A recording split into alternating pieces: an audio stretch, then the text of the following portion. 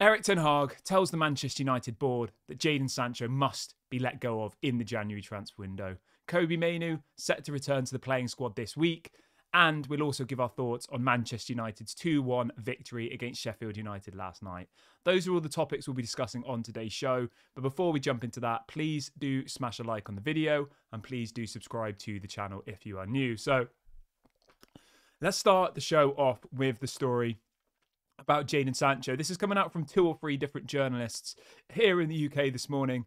And the headline is, Jadon Sancho is now finished at Manchester United, even if he apologises to Eric Ten Hag. That's what's being reported this morning.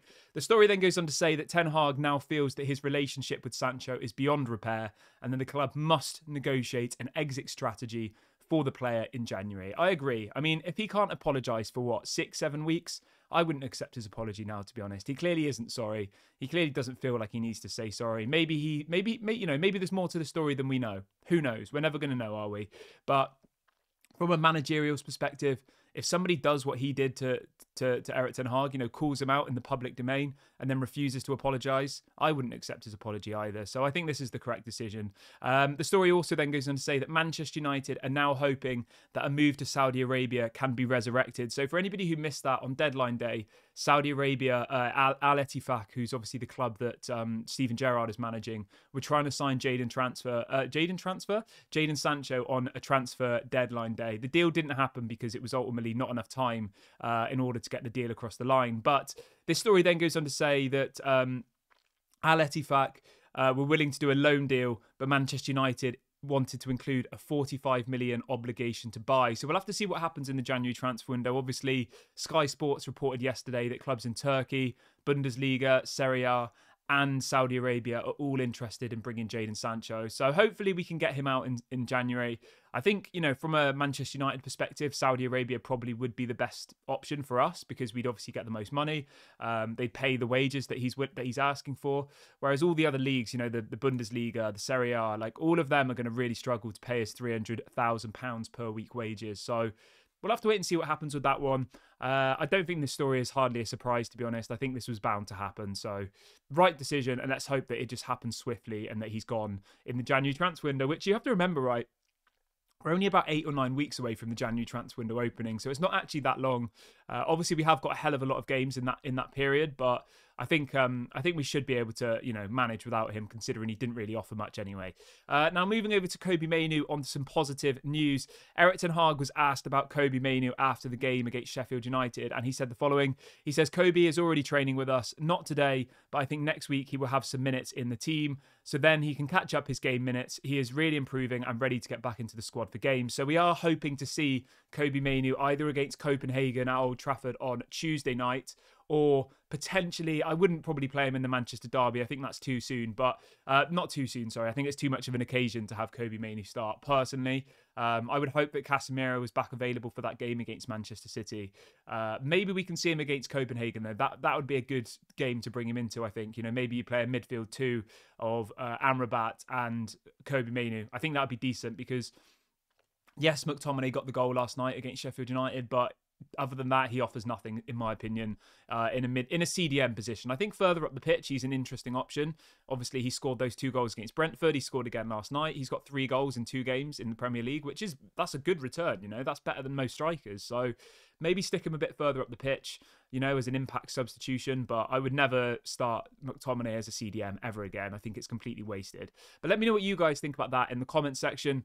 One final thing before we give a little overview of last night's game is that the Telegraph in the UK are reporting this morning that Paul Mitchell is in line to become the new Manchester United sporting director. Obviously, we did a video about this on the channel yesterday, and I gave you an overview of Paul Mitchell. I gave you all of the information about his career, some of the best players he's brought in.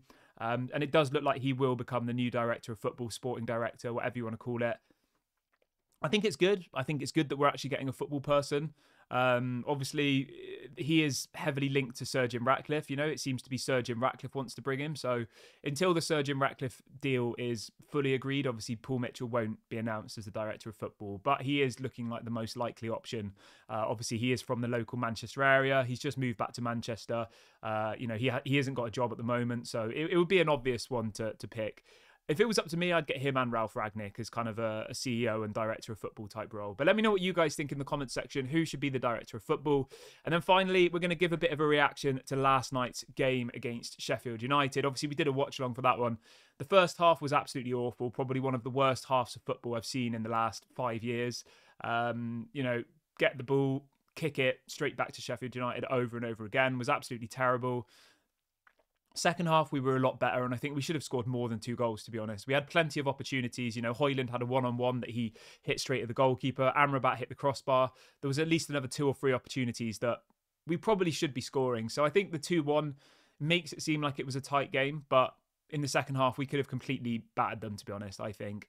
The first half, though, absolutely terrible. One of the worst performances I've ever seen. But when you actually look at the playing squad we had yesterday, I would say at least 6 or 7 of those players aren't good enough to start for Manchester United. Maybe even more.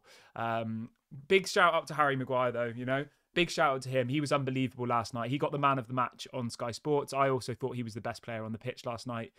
But there is a but. You can play Harry Maguire in those types of games, Sheffield United don't press you.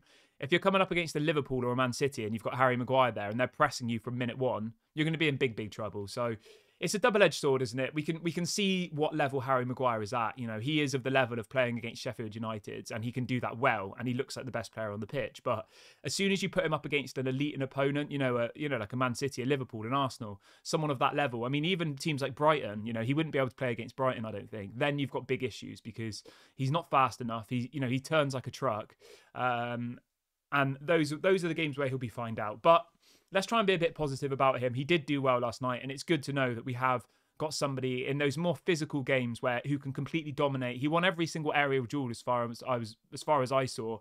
He had the most passes, the most pass completion out of any player on the pitch. He had a really, really good game, so fair play to him. But yeah, I want you guys to let me know in the comment section, what would you do with Jadon Sancho? Also, let me know whether you think Kobbie Mainoo should start against Copenhagen. Let me know on the director of football, and also let me know your thoughts on last night's game. Thank you so much for watching. This has been Daily Red Devil. Please do make sure to smash a like and subscribe on your way out, and I'll catch you all later.